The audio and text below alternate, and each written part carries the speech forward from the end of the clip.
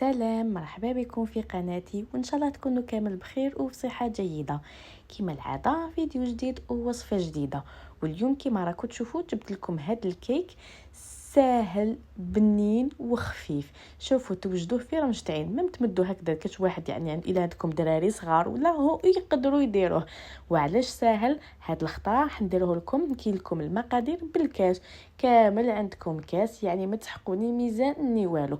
تبعوا معايا نعطيكم مقادير وطريقه التحضير. الحاجه الاولى كما راكم تشوفون نجيب غيسيبيون وندير فيه البيض.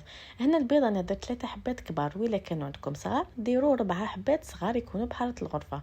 ندير عليه رشه ملح، والكاس اللي قلت لكم عليه تخدموا به انا هذا هو الكاس، وانتم ديروا الكاس اللي عندكم.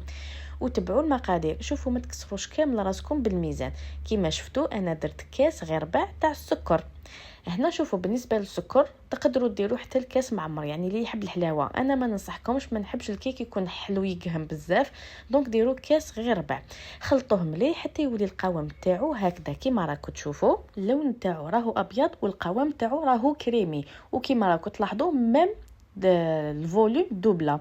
نعاود نجيب نفس الكاس نكيل به كاس تاع الزيت كما راكم تشوفوا، ونضيف هذاك الزيت بشويه، ما نديروش على خطره، نزيدو بشويه كما راكم تشوفوا. وانا راني نخلط، راكم تشوفوا لا تيكستور قعدت هي. شفتوا هذا الكيك لازم تحصلوا على هذا اللون، لازم الخليط الاول كي تخلطوا البيض هذاك مع السكر وكامل حتى يبيض وتضاعف الحجم تاعو، باش من بعد تروحوا المراحل الاخرين.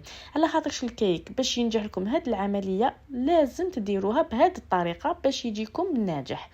من بعد بنفس الكاس شوفوا راني كيلت 4 كاس تاع الحليب، راني زدته وراني خلط بهذه الطريقه. شتو عمليه سهله مهله كما قلت لكم، طفله صغيره تقدر ديرو. من بعد كي كملت السوائل نجيدو كالنواشف كما راكم تشوفوا. نفس الكاس دائما راني درت به كاس ونص تاع الفرينه كنت غربلتها من قبل، ولا كي تكونوا رايحين تزيدوها غربلوها لتما. نزيد عليها ساشيه ونص تاع لا لوفور شيميك كما راكم تشوفوا، ومغرفه تاع لافاني بيان سور. نخلط هاد المكونات حتى ينسجم الخليط تاعي. وهنا كي راني نخلط شوفوا ريحه لافاني راهي دايره حاله، يعني لازم ديروا مكونات تانيت يكونوا يعني ذات جوده هكا باش تحصلوا على نتيجه هايله. من بعد راني جبت المول تاعي اللي كنت دهنته بالزبده ورشيت عليه الفرينه كما راكم تشوفوا. نحط الخليط كامل فيه بهذه الطريقه. اونتر طون كنت سخنت الفور تاعي على 180 درجه، ونحط الكيك يطيب مده 30 دقيقه حتى يولي اللون تاعو ذهبي. انا هاي راني وجدته كما راكم تشوفوا. دوك نحطو يطيب، وهذه هي النتيجه اللي تحصلت عليها مور ما طاب. والوقت اللي تكونوا تستناو فيه يطيب خملوا الحاله بيان سور، وجدوا قهيوه تاعكم باش تستقهواو به الله الله في رحبه مع ولادكم. وشوفوا انا قلت لكم هذا بزاف سهل وبنين. وقبل ما نكملوا نقول لكم الى عجبكم هذا الفيديو بارطاجيوه، ديروا لي جيم، خليوا لي رايكم في التعليقات، وكي تسيوه تاني قولوا لي واش رايكم فيه.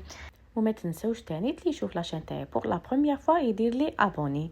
الوغ انا هنايا شوفوا التزيين درت تزيين بسيط جدا، يعني دهنته بشويه لا جولي كي خرجته هكذا كان مازالو شويه سخون، وحطيت فوقه هكذا كاو يعني يفيلي كيما راكم تشوفوا. سينو نتوما تقدروا تزينوه كيما تحبوا، تقدروا ميم ديروا له شوكولا، يعني لكم الاختيار. وهنا ننصحكم اذا درتوا له شوكولا نقصوا له شويه في كميه السكر باش ما يجيكمش يقهم. وكما راكم تشوفوا ديجا في الفيديو اللون نتاعو ديجا وحده برك راهو يشهي. والروايح واش نحكي لكم واش نخلي، كما قلت لكم غير روحوا سيوه وخليوا لي رايكم في التعليقات. لحقنا نهايه الفيديو تاعنا لنهار اليوم، تلاقاو في فيديو اخر ووصفه واحده اخرى ان شاء الله. وكما قلت لكم كي تسيوه خليوا لي رايكم فيه في التعليقات. يا سلام وبصحتكم.